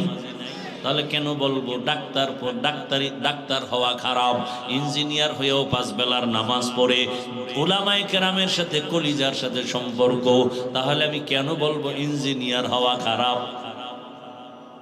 ভাইরা আমার, এলেমের ফজিলত বড় দামি। আল্লাহর কোরআন আমি জামা পরেছি, কাপড় বড় দামি, কিন্তু নরমাল কাপড় যেটা টেইলার ফালায়া দেয় ওটারে সুন্দর করে ধুইয়া সেলাই করে কোরআনের সাথে লাগায় দিছে, গিলাফ বানাইছে, দাম বেড়ে গেছে। এই যে কাঠের চেয়ার কত দাম, কিন্তু এর উপরে পাও লাগায় কোনো খবর নাই, কিন্তু সামান্য একটা নরমাল কাঠ দিয়ে কোরআনের রেহাল বানায় দিছে, বড় দাম বেড়ে গেছে। আপনাদের এলাকায় বহু ঘর বিল্ডিং আছে, একটা বিল্ডিং এর ওই পরিমাণ দাম নাই, কোরআনওয়ালাই মাদ্রাসার ঘরের যেই দাম। আল্লাহর দেয়া সম্মান চোখের সামনে দেখতেছেন, বুঝেন না কেন? কেন কোরআন পড়েন না? কেন কোরআনওয়ালাদের সাথে সম্পর্ক তৈরি করেন না? আল্লাহর কোরআনের সাথে সম্পর্ক রাখেন, কোরআনওয়ালাদের সাথে সম্পর্ক রাখবেন, দেখবেন আপনার দুনিয়াতেও কামাই রুজি ব্যবসায় বরকত বেড়ে যাবে। আল্লাহ তৌফিক দান করেন। এবার বালক ডাক দিয়ে কয়, বাদশাহ হারুন রশিদ, আপনার প্রশ্নটা আবার করেন। বলে, আমি জান্নাতি না জাহান্নামী? এবার বালক বলে, বাদশাহ আমাকে একটা প্রশ্নের জবাব দেন, জীবনে আপনার এমন কোনো ঘটনা ঘটছে কিনা যে আপনার সামনে সুন্দরী রূপসী মেয়ে দাঁড়ানো, অনেক সুন্দরী, কি আপনি চাইলেই গুনাহ করতে পারতেন, কিন্তু আমার আল্লাহর ভয়ের দিকে খেয়াল করে আপনি সেখানে গুনাহ করেন নাই, এমন কোনো ঘটনা ঘটছেনি? এবার বাদশা কয়, একটা না, অনেকগুলো ঘটনা। আমার সামনে সুন্দরী মেয়েরা, সুন্দরী রমণী, তার ব্যক্তিগত জরুরতে আসছে, রাষ্ট্রীয় কোনো জরুরতে আসছে, আমি আল্লাহর প্রতি ভয় প্রদর্শন করে আমি গুনাহ করি নাই, নিজেকে কন্ট্রোলে নিয়ে আসছি। বালক ডাক দিয়া কয়, যদি আপনার কথা সত্যই হয়, আমি চ্যালেঞ্জ দিলাম, আপনি শুধু জান্নাতি না, আপনি বিনা হিসাবে জান্নাতি। ওলামায়ে কেরাম কয়টা কেমনে? এই বালক জবাব দাও। বালক ডাক দিয়ে বলে, আমার বাবার কথা না, দাদার কথা না, মন গড়া কথা না, আল্লাহর কোরআন হলো দলিল। বলে, আল্লাহর কোরআন দলিল মানে দাও। এবার বাচ্চা বালক আল্লাহর কোরআন থেকে দলিল দিয়া বলে, আল্লাহর ওয়াদা তুমি শুনো নাই, ওয়া আম্মা মান খাফা মাকামা রাব্বিহি ওয়া নাহান নাফসা আনিল হাওয়া ফাইন্নাল জান্নাতা হিয়াল মাওয়া। আল্লাহ ওয়াদা করেছেন, আমার আদালতে দাঁড়াইয়া হিসাব দেওয়ার ভয়, যারা দুনিয়াতে গুনাহ থেকে নিজেকে বাঁচাইয়া রাখবে, আল্লাহ বলেন আমি তাকে বিনা হিসাবে জান্নাত দিব। हर के दारद खौफे हकदार दिल मदम जन्नतुल मअवा देहद राम काम बखा कुरआ कलामुल्लाह बशनो कदीमास्ती कदीमास्ती नईनो। ও আমার যুবক বাবারা, বৃদ্ধ বাবাজিরা, ও ব্যবসায়ী বাবারা, ও চাকরিজীবী বাবারা, পর্দার আড়ালের মা বোনেরা, একটু শুনেন, আমার আল্লাহ পাকের আদালতের এত ভয় কেন? আম্মা জান আয়েশা রাদিয়াল্লাহু আনহা বলেন, আমি একদিন তাকায় দেখি, প্রায় সময় নজর করি, দেখি আমার রহমতের নবী আমার হুজরায় বসে গুনগুন করে কান্না করে। আমি প্রায় দেখতাম নবী কান্না করেন গুনগুন করে, আমি ভয় পাইতাম না জানি আমার কোনো বেয়াদবি হয়ে গেল। আম্মাজান বলেন, আমি একদিন রহমতের নবীর পার্শ্বে গিয়া দাঁড়াইলাম। আরে আমি তো বয়সে অনেক ছোট, 6 বছর বয়সে রসুলের সাথে আমার বিবাহ, 9 বছর বয়সে রসুলের ঘরে আসছি। 18 বছর বয়স যখন হলো, আম্মাজানের থেকে রসুল বিদায় নিয়ে দুনিয়ার থেকে চলে গেলেন।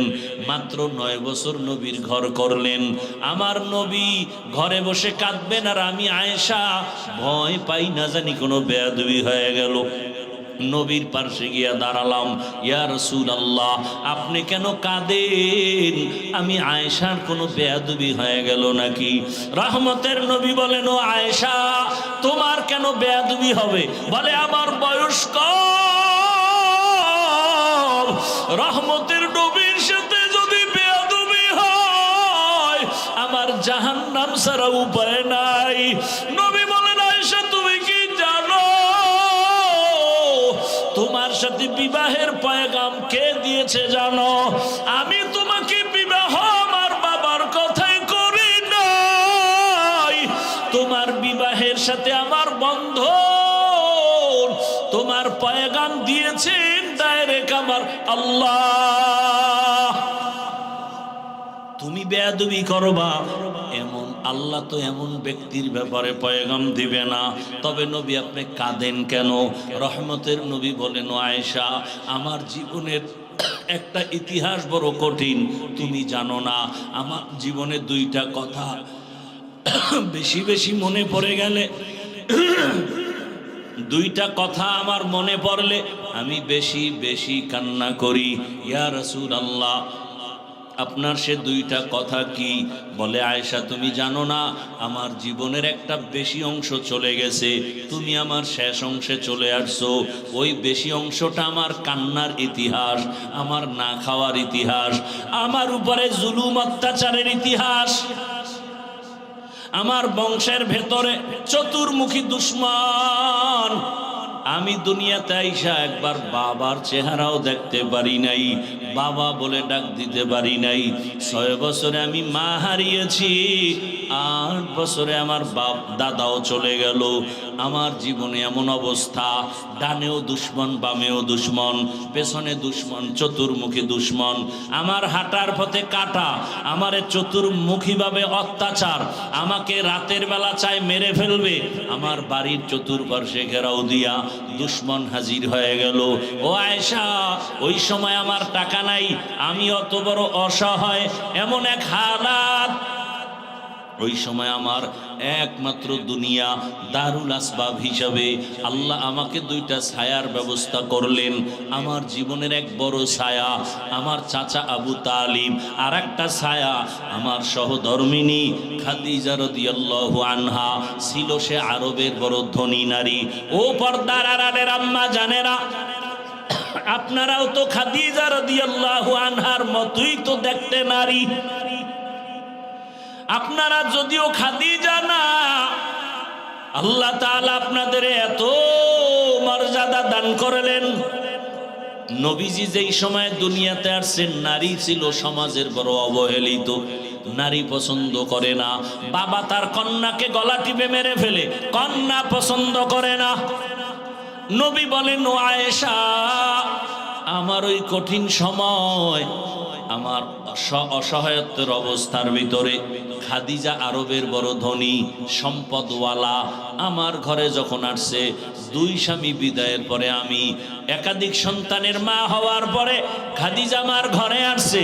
আমার অবস্থা দেখিয়া খাদিজা তার সব সম্পদ আমি রহমতের নবীরে হাদিয়া দিয়ে দিছে, আমি এগুলো দান করে দিলাম। এমন অবস্থা আমি না খায়া কষ্ট করি। আরে আমাকে ওই আমার বংশের দুশ্মনেরা একটানা 3টা বছর শিয়াবে আবু তালিবের মধ্যে গৃহবন্দী করে রাখলো। পাহাড়ের পাদদেশে পানি দেয় না, খানা দেয় না, এমন এক হালাত আমার জীবনের।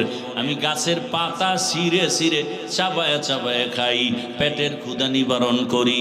আমার কষ্ট শেয়ার করতে গিয়া আমার বিবি খাদিজা আমার কাছে আইসা সেও পাতা চাবায় খায়। তার টাকা পয়সা থাকার পরেও আমার মুহাব্বতে ঘরে যায় না, এত কষ্টের জীবন কাটাইলো। আমি হেরা গুহার ভেতরে সপ্তাহ ধ্যানে কাটাইতাম, মাঝে মাঝে নাস্তা নিয়ে যাইতাম, মাঝে মাঝে নাস্তা শেষ আমি ঘরে আসি না, আমি আমার মাওলার মুহাব্বতের বন্ধনে সাধনা করি। আমার বিবি খাদিজা মহিলা হইয়া ওই পাহাড় বেয়ে উপরে উঠিয়া আমার হেরা গুহার মধ্যে নাস্তা নিয়ে যাইতো। আমি কালেমার দাওয়াত দিতে যাই, আমি রাতের যত গভীর হোক ঘরের কিনারা আইসা সালাম দিতাম, আসসালামু আলাইকুম ইয়া আহলাল বাইত। সাথে সাথে ঘরের ভেতর থেকে আওয়াজ, লাব্বাইক ওয়া সাদাইকা ইয়া রাসূলুল্লাহ। আমি আশ্চর্য হয়ে যাইতাম, ও খাদিজা আপনি কি ঘুমান না?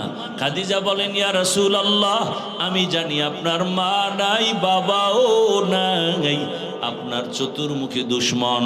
আজকে যদি আপনার মা থাকতেন, আপনাকে বাহিরে রেখে মা ঘুমাইতে পারতেন না। আমি খাদিজা বড় ভয়, দুইজন স্বামী বিদায়ের পরে আপনার ঘরে আসলাম, একাধিক সন্তানের মা হয়ে আসছি। রহমতের নবী, আমি যদি ঘুমায় যাই আর আপনি দরওয়াজায় এসে যদি কষ্ট পান, আমার খাদিজার জাহান্নাম ছাড়া কোনো পথ নাই। আমি নবী, আপনি যতক্ষণ আসেন না আমি দাঁড়ায় অপেক্ষা করি, 1 সেকেন্ডের জন্য আমি বিছানায় ঘুম যাই না। ও আয়েশা, এত কষ্টের জীবন, ওই খাদিজা আমার চতুর্মুখী সহযোগিতার জন্য দাঁড়ানো, আমার জীবনের সান্ত্বনার একমাত্র পাত্রী খাদিজা। যখন আমার হাতে কেউ কালেমা পড়ে না, ঈমান আনে না, আমার প্রথম ঈমানওয়ালা কালেমাওয়ালা আমার হাতে প্রথম ব্যক্তি আমার খাদিজা। ওই তায়েফের জমিনে কালেমার দাওয়াত দিতে যখন গিয়েছি, ওই তায়েফের বেঈমানেরা বাচ্চাদের বলে দিল মক্কার পাগল আর সে পাথর মেরে তাড়ায়া দাও। মক্কার পাগল বলে যখন আমাকে বাচ্চাগুলো পাথর মারে বৃষ্টির মতো। ও আয়েশা, জানো আমার শরীরে মশা পড়ে না হারাম, মাছি পড়ে না হারাম, কিন্তু তায়েফের জমিনে পাথরের আঘাত আমার শরীর থেকে রক্ত পড়ে পড়ে জুতা পর্যন্ত আটকাইয়া গেছে। আমি কান্না করি আর 1 কদম 2 কদম দিয়া মক্কার দিকে হাঁটি, আর ওই কাফের সন্তানগুলো আমার গায়ে পাথর মারে বৃষ্টির মতো। জিবরাইল আমিন এসে হাজির হয়ে গেল। আল্লাহ জানায় দিছে, আমার রসুলের কান্না আমি আল্লাহ বরদাস্ত করতে পারি না। নবীকে বলো এখন তায়েফের জমিন উল্টায় ধ্বংস করে দাও। কেমন মায়ার নবী! জিবরাইল বলা মাত্র বলে, না, ওদের মারিও না জিবরাইল, ওরা আমাকে চিনে না, যদি জানতো আমার গায়ে আঘাত করতো না। ওরা জানেন আমি কত বড় ইয়তীম, ওরা জানেন আমি কত বড় অসহায়। আমি মা হারাইলাম, বাপ হারাইলাম, আমার আপন আল্লাহ ছাড়া কেউ নাই। খাদিজা আমার হাজারো কষ্টের সান্ত্বনা দিত। ও আয়েশা, ওই খাদিজার কথা যখন মনে পড়ে আমি তখন চোখের পানি ধরে রাখতে পারি না। আম্মা জান বলেন আর একটা কারণে কাঁদেন, সেটা কি? রহমতের নবী বলেন, ও আয়েশা, হাসরের মাঠের কথা যখন আমার মনে উঠে আমি চোখের পানি ধরে রাখতে পারি না। আয়েশা বলেন, ইয়া রাসূলুল্লাহ, হাসরের ময়দান এমন ভয়ঙ্কর কি হবে যে আপনি এখনই কান্না করেন? রহমতের নবী বলেন, আয়েশা, হাসরের মাঠ হবে এই পুরা জমিন। ওই সময় আমার আল্লাহর আদালত কায়েম হবে, নারী পুরুষ সব উলঙ্গ হাসরের মাঠে দাঁড়াবে। আম্মা জান বলেন, লজ্জা কি কেউ করবে না? আল্লাহর নবী বলেন, ও আয়েশা, হাসরের ময়দান এত পরিমাণ কঠিন হবে কেউ কারো দিকে তাকানোর পর্যন্ত হুঁশ হবে না।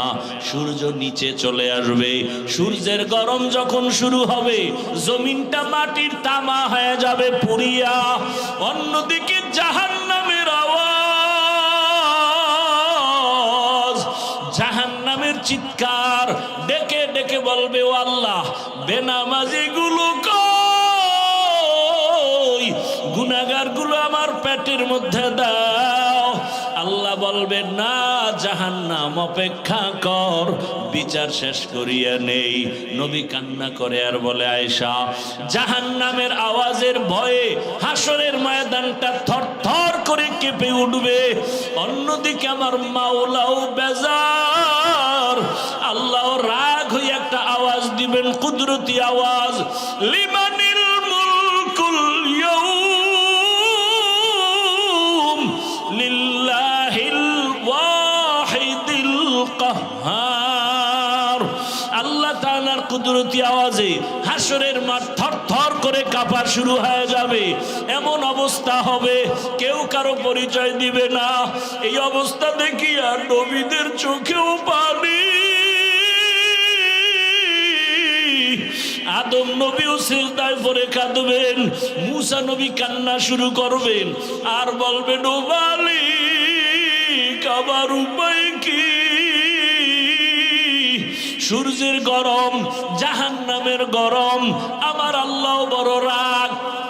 এমন অবস্থায় নবী বলেন আয়েশা, ইব্রাহিম নবীও কান্না, নূহ নবীর কান্না, ঈসা নবীর কান্না, মূসা নবীর কান্না।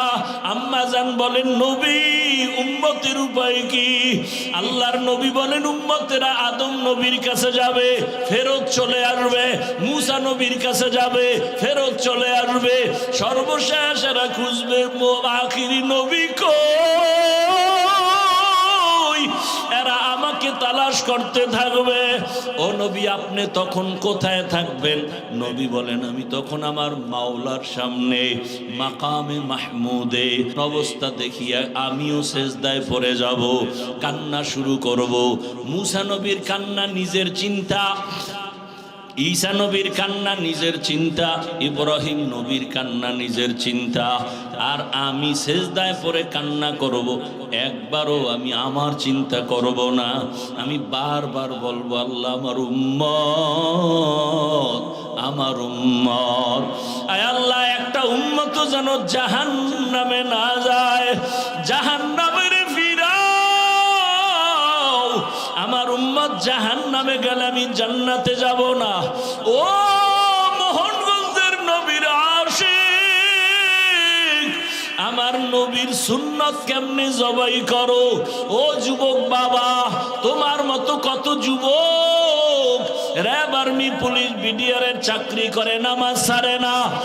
দেখো তোমার মতো যুবক স্কুল কলেজে পড়ে, নামাজ ছাড়ে না, ডাক্তার প্রফেসর ইঞ্জিনিয়ার নামাজ ছাড়ে না। বলো বাবা তোমার কপাল কেন খারাপ? আমার নবীর মায়া কি তোমার অন্তরে আসবে না? কেন তুমি দাড়ি কাটো, নামাজ ছাড়ো? আমার মাওলার আদালতের ভয় কি নাই? ও পর্দার আড়ালের মা বোনেরা, কয়দিন দুনিয়াতে বাঁচবেন? আপনার মতো কত মা এখনো আছে বেপর্দায়, চলে না, নামাজ ছাড়ে না, মোবাইলে সময় নষ্ট করে না। আম্মা জানেরা, বোনেরা, আপনারা কেন পারবেন না? এখনো সময় আছে, আল্লাহর কাছে তওবা করেন। হাসরের ময়দানের ভয় অন্তরে জমা করিয়া আল্লাহকে বলেন মনে মনে, হে আল্লাহ জীবনে কত বেপরদায় চললাম, আজকে থেকে বেপরদায় চলবো না, নামাজ ছাড়বো না, স্বামীর মাল খেয়ানত করব না, মোবাইলে সময় নষ্ট করব না। ও যুবক বাবা, পায়ে হাত রেখে বলি, আমার মাওলার কোরআন মিথ্যা মনে করিও না। আল্লাহর আযাব বড় কঠিন, এখনো সময় আছে, তওবা করো। আল্লাহকে বলো, হে আল্লাহ জীবনে কত নামাজ ছাড়লাম, দাড়ি কাটলাম, বেপরদায় চললাম, কত চোখের গুনাহ, হাতের গুনাহ করলাম, আজকে থেকে তওবা করলাম, আর নামাজ ছাড়বো না, দাড়ি কাটবো না, বেপরদায় চলবো না। মা বাবার দোয়া নিয়া, শিক্ষকের দোয়া নিয়া, ওলামায়ে কেরামের পরামর্শ নিয়া, মায়ার নবীর আদর্শ মেনে জীবনটা চালাবো। ও আল্লাহর বান্দারা তওবা করো। মায়ার নবী যদি কাঁদেন, উম্মতের চিন্তায় কাঁদেন। ও নবীর আশিক, আল্লাহর নবী বলেন, ও আয়েশা আমার কান্না দেখা সাথে সাথে আমার আল্লাহ বলবেন, রহমতের নবী আপনি মাথা উঁচু করেন, আপনি কান্না করিয়েন না, আপনার উম্মতগুলো ধরে ধরে বাছাই করে করে জান্নাতের দিকে নিয়ে যান। আম্মা জানকে নবী বলেন, আমি মাথা উঁচু করিয়া আমার উম্মতগুলো ধরে ধরে জান্নাতের পথের দিকে নেওয়া শুরু করব। নবীকে প্রশ্ন করেন আম্মা জান, ইয়া রাসূলুল্লাহ কোটি কোটি কোটি মানুষের ভেতরে মুসা নবীর উম্মত, ঈসা নবীর উম্মত, ইব্রাহিম নবীর উম্মত, আপনার উম্মতগুলো কিভাবে চিনবেন?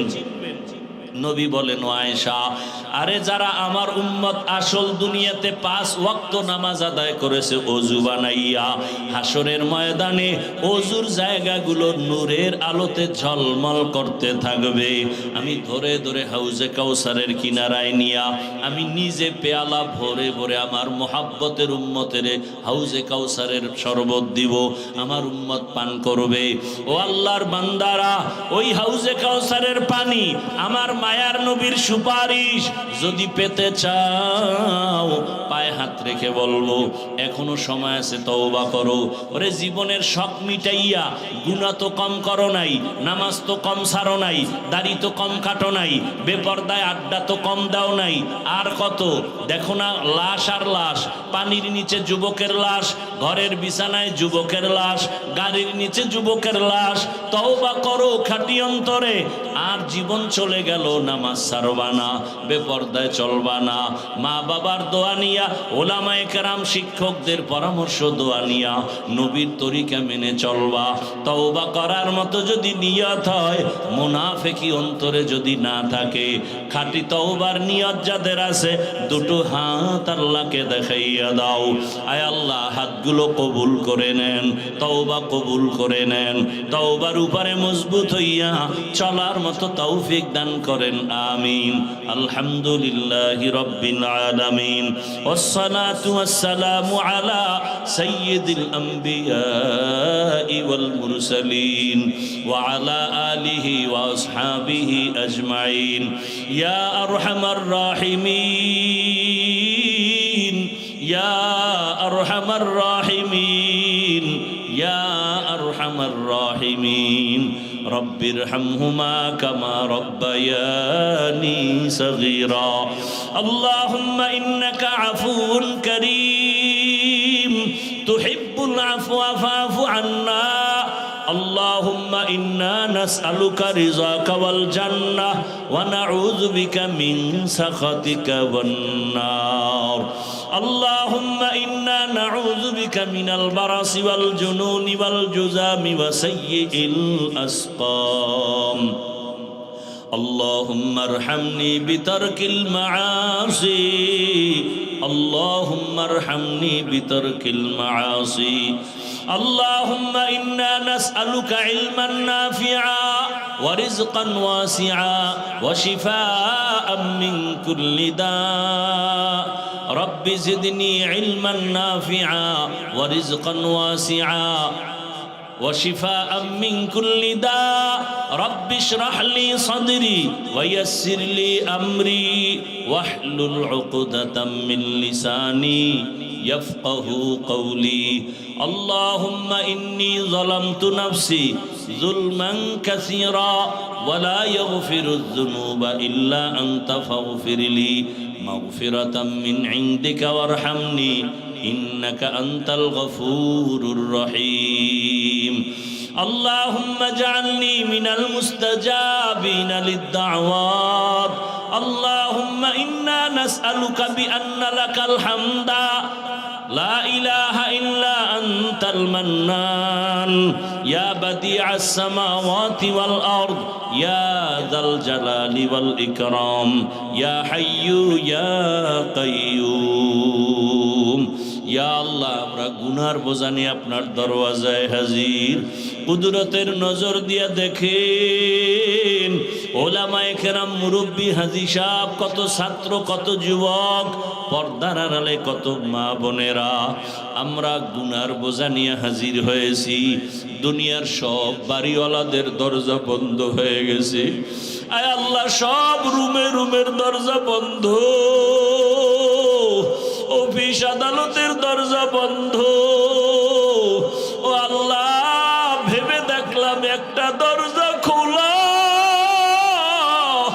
ওই দরজা বুঝি আপনার রহমতের দরওয়াজা। আপনি বারবার ডাকছেন আমাদের, আর বলছেন লা তাকনাতু মির রাহমাতিল্লাহ। ও আল্লাহ, আমরা লজ্জায় হাসতে বড় ভয়, কারণ এই জমিনে বড় গুনাহ করে ফেলেছি।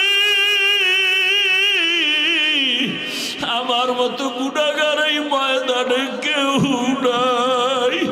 গুনাহের কারণে আমার হাত না পাক, আমার চোখ না পাক, জিহ্বা না পাক। আয় আল্লাহ, এত গুনাহ করেছি, আমার গুনার খবর আমার মা বাবায় জানলে লজ্জায় আমার দিকে তাকাইতেন না। আমার স্ত্রী জানলে আমাকে স্বামী রূপে ভালো জানতো না। ও আল্লাহ, আপনি কেমন দয়ার মালিক। আপনি তো দেখছেন আমি হাতের দ্বারা গুনাহ করেছি, চোখের দ্বারা গুনাহ করেছি, জবানের দ্বারা করেছি। কেউ দেখে না, আপনি দেখেছেন। এত গুনার পরেও রাগ করিয়া ফালাইয়া দেন না। সব সম্মানের চেয়ার থেকে ফালাইয়া দেন নাই। আয় আল্লাহ, এই চেয়ারে বসার কোন আমার এলেম নাই, আমল নাই, যোগ্যতাও নাই, দয়া করে বসাইছেন, গুনার কারণে ফালাইয়া দিয়েন না। ও আল্লাহ, রাগ করে গুনার কারণে পানি বন্ধ করেন নাই, বাতাস বন্ধ করেন নাই, খানা বন্ধ করেন নাই, বরং আপনি বারবার ডাকেন। আমরা লজ্জিত হইয়া ক্ষমার নিয়তে আপনার দরজায় হাজির হয়েছি। ও আল্লাহ, আমরা তওবা করছি, আর গুনাহ করব না রে আল্লাহ, আর গুনাহ করব না রে আল্লাহ, আর নামাজ ছাড়বো না, বেপরদায় চলবো না, দাড়ি কাটবো না রে মালিক। চোখের সামনে কত লাশ, কত যুবকের জানাজা পড়াইলাম। আয় আল্লাহ, গুনাহ নিয়ে কবরে যেতে চাই না, গুনাহগার হইয়া আপনার আদালতে উঠতে চাই না। জাহান্নামের আগুনের গরম, সূর্যের গরম সহ্য করতে পারবো না রে আল্লাহ। একটা মশার কামড় সইতে পারি না, বেতের বাড়ি সইতে পারি না, জাহান্নামের গরম কেমনে সহ্য করব? অন্ধকার কবরে দুই পার্শ্বের মাটির চাপ কেমন করে সহ্য করব? আয় আল্লাহ, আপনি দয়ার নজরে আমাদের মাফ করে দেন। আয় আল্লাহ, আমাদের তওবা কবুল করে নেন, তওবার উপরে মজবুত হইয়া চলার তৌফিক দান করেন। আয় আল্লাহ, মাহফিল কবুল করে নেন, মাদ্রাসা কবুল করে নেন, আসাতেজায়ে কেরাম তালিবুল ইলমদের কবুল করে নেন, মুহিব্বিন মুতাআল্লিকিনদের কবুল করে নেন।